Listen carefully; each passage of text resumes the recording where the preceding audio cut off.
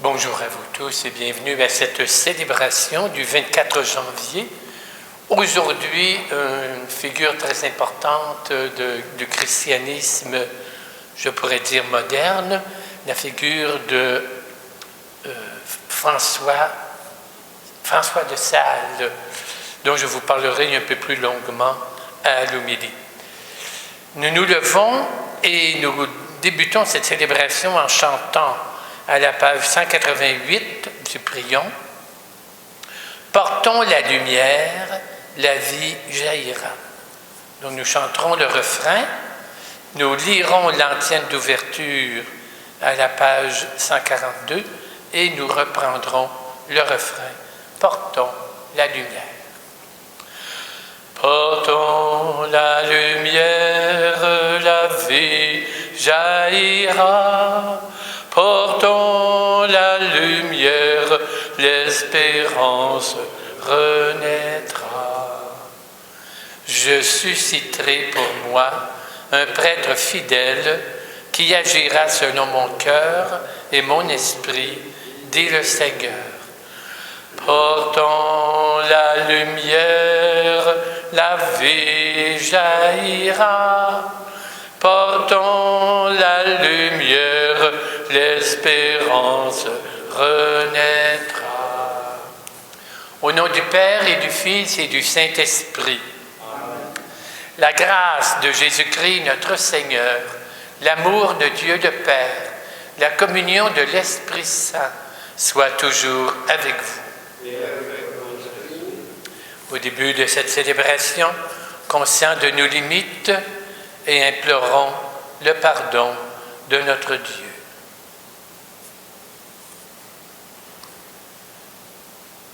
Seigneur Jésus, toi qui es doux et humble de cœur, Seigneur, prends pitié. Seigneur, prends pitié. Ô Christ, toi qui as accueilli les pécheurs, ô Christ, prends pitié. Ô Christ, prends pitié. Seigneur, toi dont le pardon est infini, Seigneur, prends pitié. Seigneur, prends pitié. Que Dieu Tout-Puissant nous fasse miséricorde, qu'il nous pardonne nos péchés, qu'il nous conduise à la vie éternelle. Amen. Prions.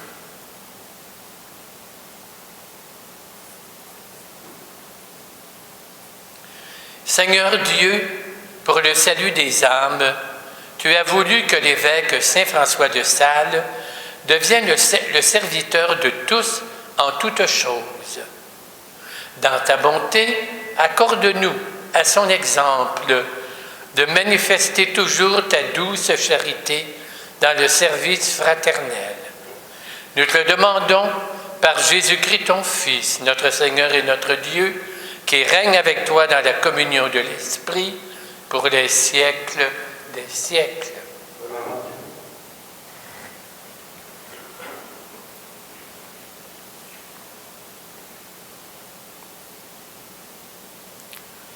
Lecture du deuxième livre de Samuel. En ce jour-là, toutes les tribus d'Israël vinrent trouver David à Hébron et lui dirent : « Vois, nous sommes de tes os et de ta chair. Dans le passé déjà, quand Saul était notre roi, c'est toi qui menais Israël en campagne et le ramenais. Et le Seigneur t'a dit : tu seras le berger d'Israël, mon peuple. Tu seras le chef d'Israël. Ainsi, tous les anciens d'Israël vinrent trouver le roi à Hébron. Le roi David fit alliance avec eux à Hébron, devant le Seigneur. Ils donnèrent l'onction à David pour le faire roi sur Israël. Il avait 30 ans quand il devint roi, et il régna 40 ans. À Hébron, il régna sur Juda pendant 7 ans et demi, et à Jérusalem, il régna 33 ans, à la fois sur Israël et sur Juda. Le roi, avec ses hommes, marcha sur Jérusalem, contre les habitants de la région, les Jébuséens. On lui dit, tu n'entreras pas ici. Des aveugles et des boiteux suffiraient à te repousser. Autrement dit, David n'entrera pas ici. Mais David s'empara de la forteresse de Sion. C'est la cité de David. David devint de plus en plus puissant. Le Seigneur, Dieu des armées, était avec lui. Parole du Seigneur. Psaume 88. Ton amour et ta fidélité sont avec lui, Seigneur. Autrefois, tu as parlé à tes amis. Dans une vision, tu leur as dit, j'ai donné mon appui à un homme d'élite. J'ai choisi de ce peuple un jeune homme.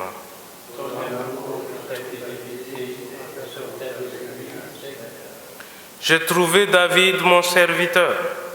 Je l'ai sacré avec mon huile sainte. Et ma main sera pour toujours avec lui. Mon bras fortifiera son courage.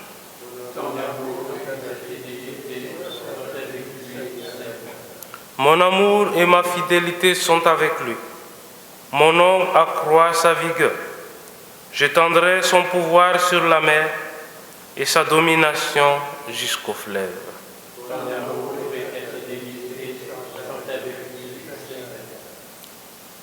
Alléluia, Alléluia. Notre Sauveur, le Christ Jésus, a détruit la mort. Il a fait resplendir la vie par l'Évangile. Alléluia.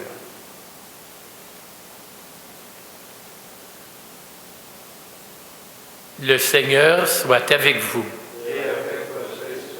Évangile de Jésus-Christ selon saint Marc.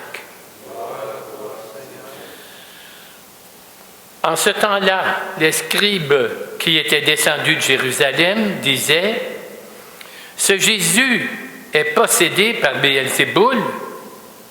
C'est par le chef des démons qu'il expulse les démons. » Les appelant près de lui, Jésus leur dit en parabole, « Comment Satan peut-il expulser Satan? Si un royaume est divisé contre lui-même, ce royaume ne peut pas tenir. Si les gens d'une même nation se divisent entre eux, ces gens ne pourront pas tenir.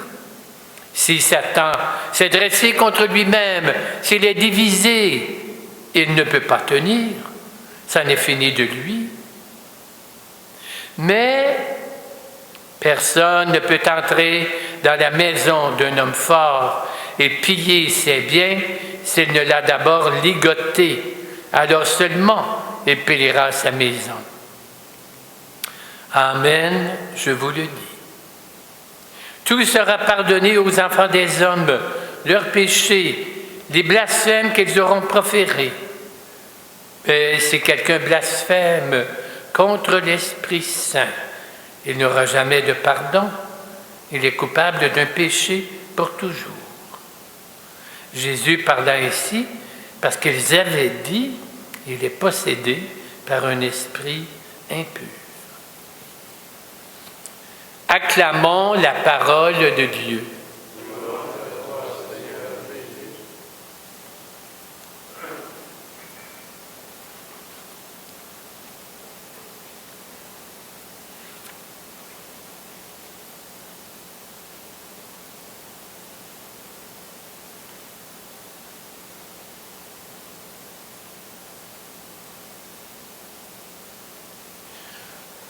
Donc, le saint que nous célébrons aujourd'hui, François de Sales, j'essaie de résumer sa vie rapidement.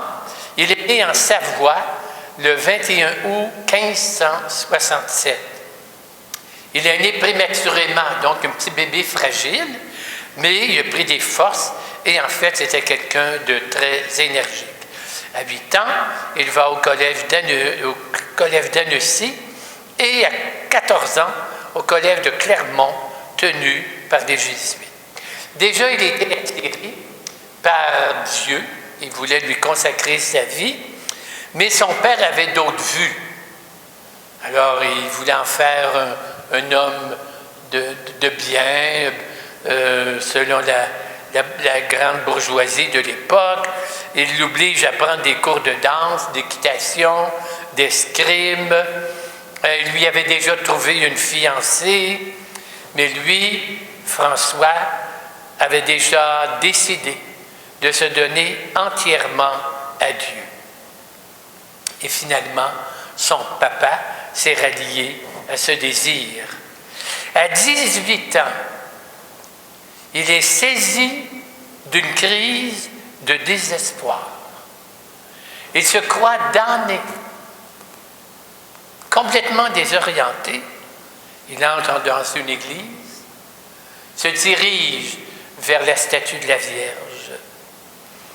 Et c'est en récitant le Mémorare, souvenez-vous, Vierge Marie, qu'il a retrouvé la paix.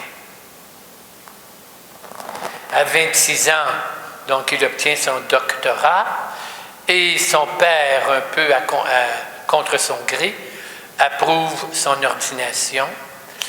Il est ordonné le 18 décembre 1593 et déjà, on voit en lui un excellent prédicateur, un langage populaire, mais en même temps profond, et une attention particulière pour les pauvres. On lui demande alors d'aller à Chablais, qui était une région qui était devenue protestante. Alors son père n'était pas trop content.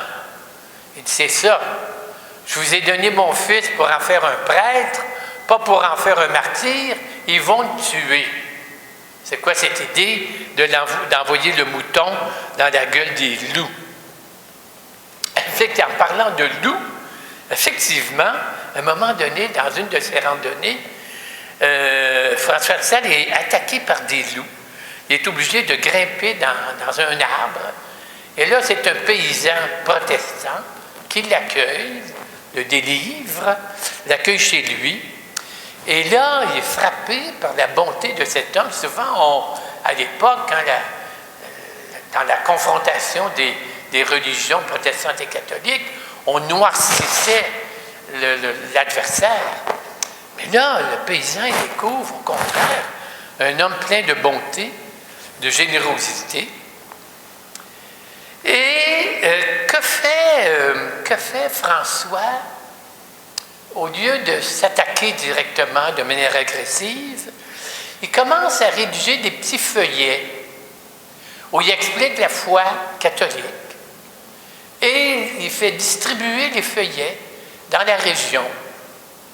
Ceux qui veulent le lire, le lisent. Les autres peuvent le jeter s'ils veulent. Mais c'est de cette manière indirecte et non confrontante qu'il présente la foi catholique qui souvent était déformée.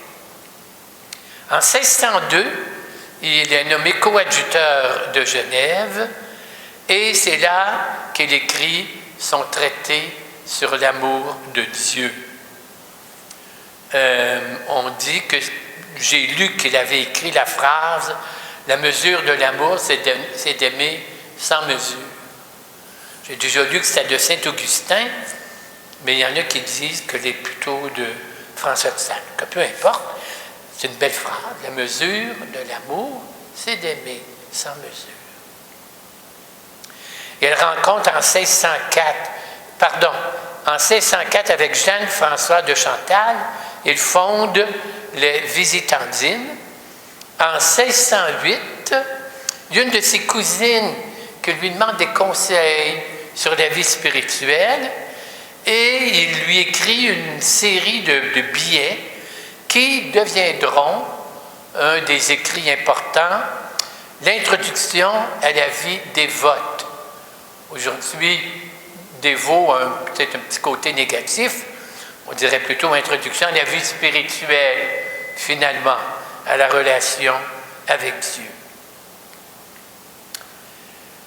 Lorsqu'il fait un voyage en 1622, il arrête à Lyon, sa réputation est faite, et là on lui demande, tout le monde veut veut lui poser des questions et on lui demande la vertu la plus importante à cultiver.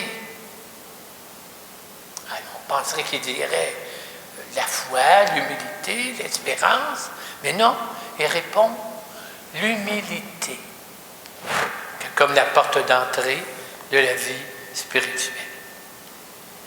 Il prêche à Avignon, même s'il fait très froid, et c'est là qu'il tombe malade. Finalement, il est à l'agonie. Et la dernière parole, dans son dernier souffle, c'est pour prononcer le nom de Jésus. Il sera béatifié en 1662, canonisé en 1665 et nommé docteur de l'Église en 1877 et nommé aussi patron des journalistes. Un jour, on lui reprochait d'être si indulgent envers les pécheurs et il a répondu « Je ne fais qu'imiter Jésus qui est doux et humble de cœur. » On lui reprochait aussi d'être trop bon, puis trop compréhensif, puis trop en dialogue peut-être avec les hérétiques. Et là, il a répondu, « Si on avait rejeté Saul, on n'aurait jamais eu Saint Paul. » Donc, retenons de lui ce grand amour de Jésus et aussi c'est cette espèce de douceur qui vient à bout beaucoup plus que la colère, la brusquerie ou l'emportement.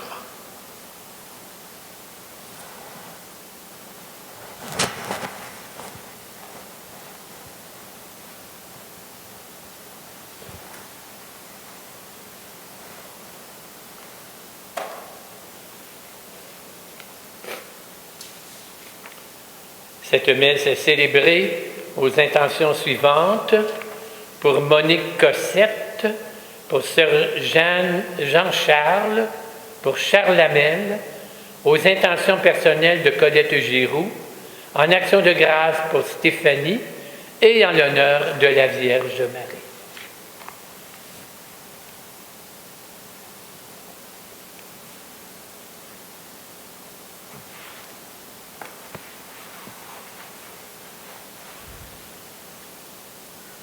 Tu es béni, Dieu de l'univers, toi qui nous donnes ce pain, fruit de la terre et de notre travail. Nous te le présentons, il deviendra le pain de la vie. Béni soit Dieu maintenant et toujours.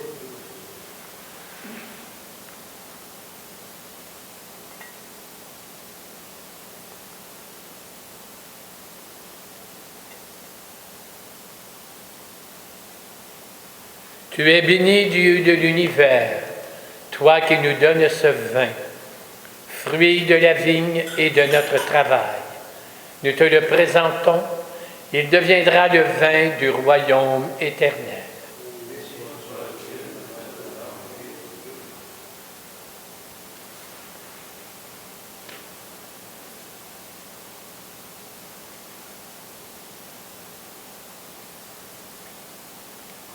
Prions ensemble au moment d'offrir le sacrifice de toute l'Église.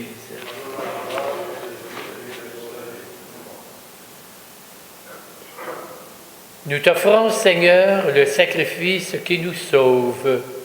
Par lui, embrase-nous du feu de l'Esprit Saint, qui brûlait admirablement le cœur très doux de Saint François. Nous te le demandons par le Christ notre Seigneur. Le Seigneur soit avec vous. Élevons notre cœur.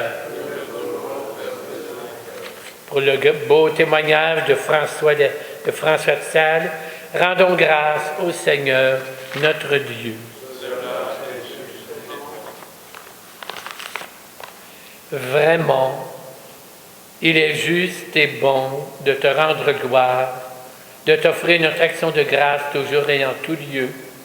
Seigneur, Père très saint, Dieu éternel et tout-puissant, par le Christ notre Seigneur. Tu donnes à ton Église de se réjouir en la fête de Saint François de Sales. Par l'exemple qu'il a donné, tu nous encourages. Par son enseignement, tu nous éclaires et à sa prière, tu veilles sur nous. C'est pourquoi, avec la multitude des anges et des saints, nous chantons l'hymne de ta gloire et sans fin nous proclamons Saint, Saint, Saint, le Seigneur, Dieu de l'univers. Le ciel et la terre sont remplis de ta gloire. Hosanna au plus haut des cieux. Béni soit celui qui vient au nom du Seigneur. Hosanna au plus haut des cieux. Toi qui es vraiment saint, toi qui es la source de toute sainteté, Seigneur, nous te prions. Sanctifie ces offrandes en répandant sur elles ton esprit, qu'elles deviennent pour nous le corps et le sang de Jésus, le Christ, notre Seigneur. Au moment d'être livré et d'entrer librement dans sa passion, il prit le pain, il rendit grâce, il le rompit et le donna à ses disciples en leur disant « Prenez et mangez-en tous. Ceci est mon corps livré pour vous. » Corps du Christ livré pour nous.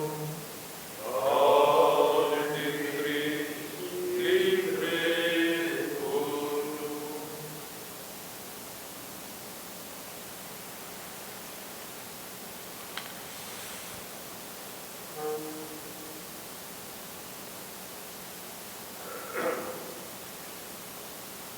De même, après le repas, il prit la coupe. De nouveau, il rendit grâce et la donna à ses disciples en leur disant « Prenez et buvez-en tous, car ceci est la coupe de mon sang, le sang de l'alliance nouvelle et éternelle, qui sera versé pour vous et pour la multitude en rémission des péchés. Vous ferez cela en mémoire de moi. » Sang du Christ versé pour nous. Sang du Christ versé pour nous.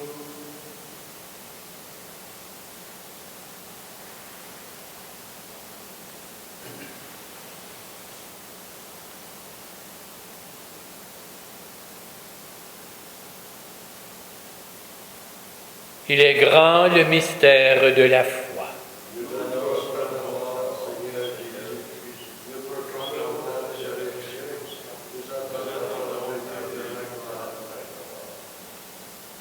En faisant ainsi mémoire de la mort et de la résurrection de ton Fils, nous t'offrons, Seigneur, le pain de la vie et la coupe du salut, et nous te rendons grâce, car tu nous as estimés dignes de nous tenir devant toi pour te servir. Humblement, nous te demandons qu'en ayant part au corps et au sang du Christ, nous soyons rassemblés par l'Esprit Saint en un seul corps. Souviens-toi, Seigneur, de ton Église répandue à travers le monde. Fais-la grandir dans ta charité, en union avec notre Pape François, notre évêque Christian, tous les évêques, les prêtres, les diacres. Souviens-toi de nos frères et sœurs qui se sont endormis dans l'espérance de la résurrection, spécialement les personnes pour qui nous célébrons cette Eucharistie. Souviens-toi dans ta miséricorde de tous les défunts. Accueille-les dans la lumière de ton visage. Sur nous tous, enfin, nous implorons ta bonté. Permets qu'avec la Vierge Marie, la bienheureuse Mère de Dieu, avec Saint Joseph son époux, Saint François de Sales, tous les saints qui ont fait ta joie au long des âges, que nous ayons part à la vie éternelle et que nous chantions ta louange et ta gloire par ton Fils, Jésus, le Christ. Par lui, avec lui et en lui, à toi Dieu le Père Tout-Puissant, dans l'unité du Saint-Esprit, tout honneur et toute gloire pour les siècles des siècles. Amen.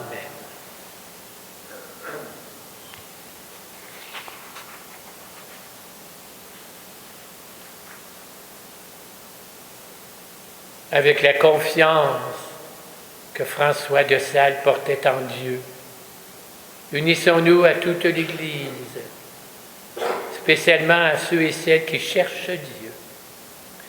Avec confiance, prions-le en disant ensemble « Notre Père qui es aux cieux, que ton nom soit sanctifié, que ton règne vienne, que ta volonté soit faite sur la terre comme au ciel. Donne-nous aujourd'hui notre pain de ce jour.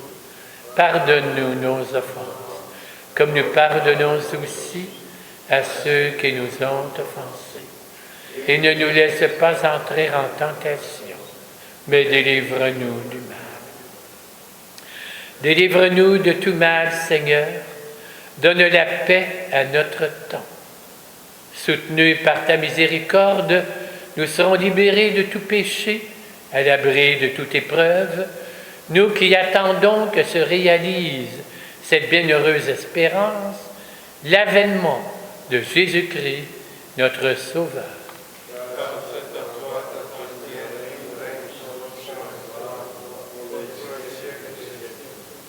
Seigneur Jésus-Christ, tu as dit à tes disciples, je vous laisse la paix, je vous donne ma paix. Ne regarde pas nos péchés, mais la foi de ton Église. Pour que ta volonté s'accomplisse, donne-lui toujours cette paix. Conduis-la vers l'unité parfaite. Toi qui règnes pour les siècles des siècles. Que cette paix du Christ soit toujours avec vous. Agneau de Dieu, qui enlève le péché du monde, prends pitié de nous. Agneau de Dieu, qui enlève le péché du monde, prends pitié de nous. Agneau de Dieu, qui enlève le péché du monde, donne-nous la paix.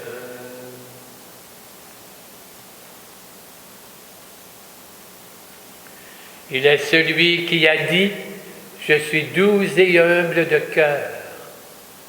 Il est l'agneau de Dieu qui enlève le péché du monde.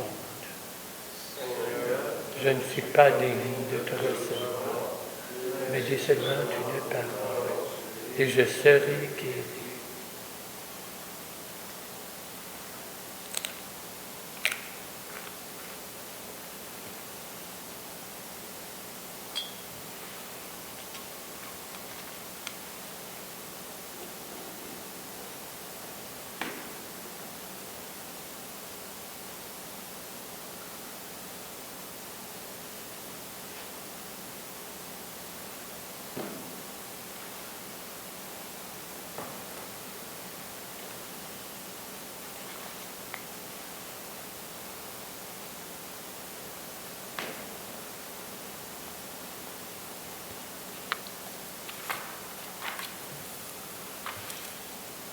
Pour ceux et celles qui ne peuvent s'approcher aujourd'hui de l'Eucharistie, nous voulons nous unir spirituellement par cette prière. Seigneur Jésus, je crois en ta présence dans la Sainte Eucharistie. Je t'aime plus que toute chose. Je désire que tu viennes aujourd'hui en mon âme. Comme bien d'autres chrétiens et chrétiennes dans le monde, je ne peux te recevoir aujourd'hui dans le sacrement de l'Eucharistie. Éloigné de ma communauté à cause des circonstances, je suis pourtant avec chacun de mes frères et sœurs, disponible à ta parole. Je crois que tu es là, vraiment présent, à l'écoute de la clameur du monde. Seigneur, viens me visiter spirituellement. Viens me parler comme à chacun de tes amis. Tiens-moi dans la communion de tous les saints. Tiens-moi uni à toute l'Église du ciel et de la terre. Je veux m'unir à toi tout entier. Ne permets pas que je sois jamais séparé de toi. Garde-moi dans ton amitié et ta présence. Amen.